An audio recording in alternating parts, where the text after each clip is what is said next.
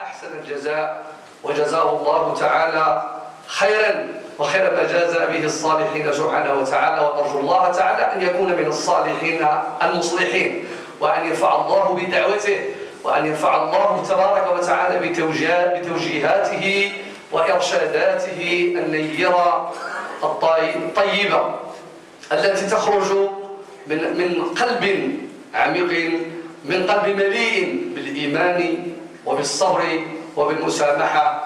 وأنا لم يقل هذا المؤطر لي كم أستغرق في الكلمة، هل 4 دقائق أو 10 دقائق؟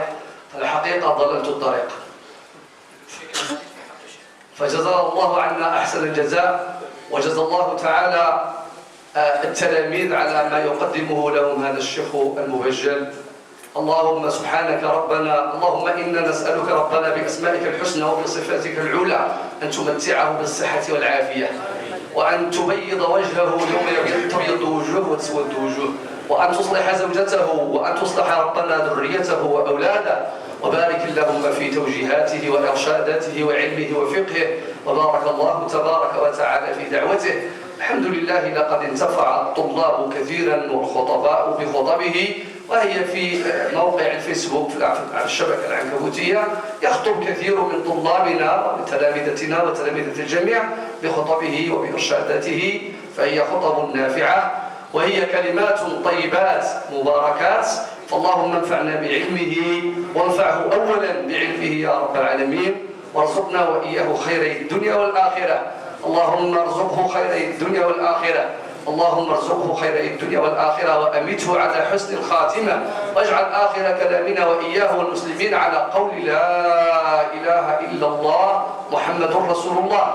وبارك الله في هذه المؤسسة وفي هذا المعهد الطيب المبارك، وبارك الله في الطاقمين التربوي والإداري، وبارك الله في الجهود وفي جهود المحسنين. وأخيرا أيها الإخوة، أعرج الآن إلى كلمة أخرى إن شاء الله تعالى، وأوجهها للمحسنين الذين لهم الأيادي البيضاء على هذه المدارس وهذه المعاهد. فنقول لهم: معشر المحسنين جميعا والحاضرين خصوصا، وليبلغ الشاهد الغائب إن شاء الله تعالى، هذه المدارس هي قائمة بعد الله جل في علاه على أكتاف المحسنين. هذه المعاهد وهذه المدارس ما هي إلا قائمة بعد الله عز وجل إلا على أكتاف المحسنين. فالآن نحض المحسنين على الإنفاق وعلى الإحسان، وربنا يقول سبحانه عز وجل من سورة البقرة: وأحسنوا إن الله يحب المحسنين. أبشر أيها المحسن بمحبة الله لك قبل محبة البشر. بالله العظيم هذه الواحدة تكفي عما سأذكره بعد. محبة الله عز وجل شمر إليها العلماء والعباد والزهاد والصالحون والمصلحون. أن يحرز المسلم على محبة الله له هذا شيء عظيم.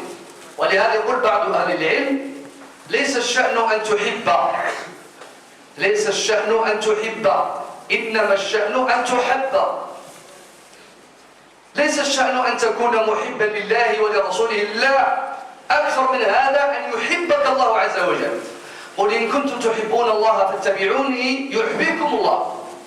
فعلى المسلم أن يسعى في محبة الله له.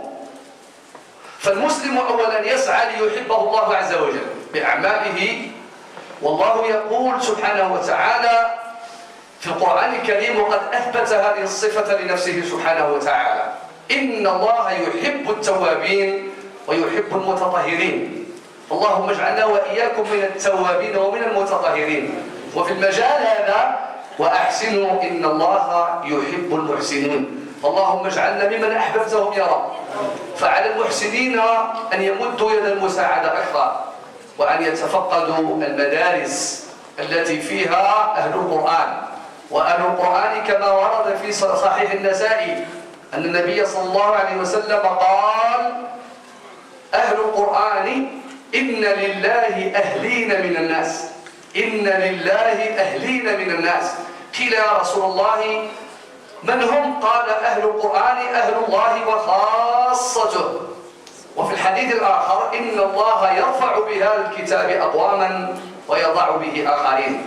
بمعنى أن من تلا كتاب الله تعالى وأحب كتاب الله تعالى وعمل به فهذا يحبه الله ويرفعه، ومن جعله وراءه ظهريا فإن الله يضعه سبحانه وتعالى. فجزى الله المحسنين كل خير، وجزى الله المحسنين كل خير. وأقولها ألف مرة وأوصي مرة أخرى المحسنين الحاضرين أن يبلغوا الغائبين، وما هؤلاء إلا أولادكم وأولاد المجتمع. فأنت إذا أنفقت اجعلها لله عز وجل، خليها لله سبحانه وتعالى، فإن الله يراها لك قبل أن يراها لك الناس، وإن الله يراها لك قبل أن يراها لك الطلاب. وربنا تعالى يقول: ويطعمون الطعام على حبه مسكينا ويتيما وأسيرا إنما نطعمكم لوجه الله لا نريد بكم جزاء ولا شكورا. وأشير هنا إلى قضية مهمة يثيرها الشيعة، واسمحوا لي على هذا ذكرتها الآن.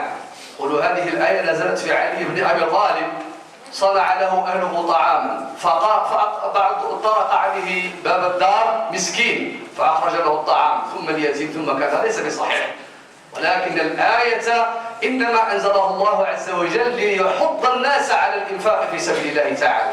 ويطعمون الطعام على حبه، قالوا هنا على المعنى مع حبه لهم مسكينا ويتيما وأسيرا، إنما نطعمكم لوجه الله لا نريد منكم جزاء ولا شكورا. فاللهم ارزق المحسنين مالا حلالا طيبا مباركا، وارزقهم الصدق والإخلاص والثبات يا رب العالمين، وارزق هؤلاء الطلبة فهما واسعا.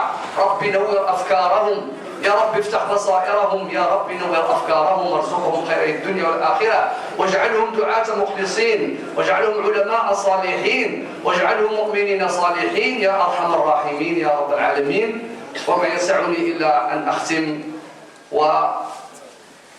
وفي الأخير لا الأخير أترككم إن شاء الله تعالى مع مؤثركم هذا، وادعوا لنا بدعوة الخير، واذكرونا بخير، وادعوا لنا بدعوة الخير إن شاء الله عز وجل. وجزاكم الله عنا أحسن الجزاء، ووفقكم الله لما يحبه ويرضاه. السلام عليكم ورحمة الله وبركاته. نتوجه بالشكر الجزيل للشيخ الفاضل سيدي محمد إمامو.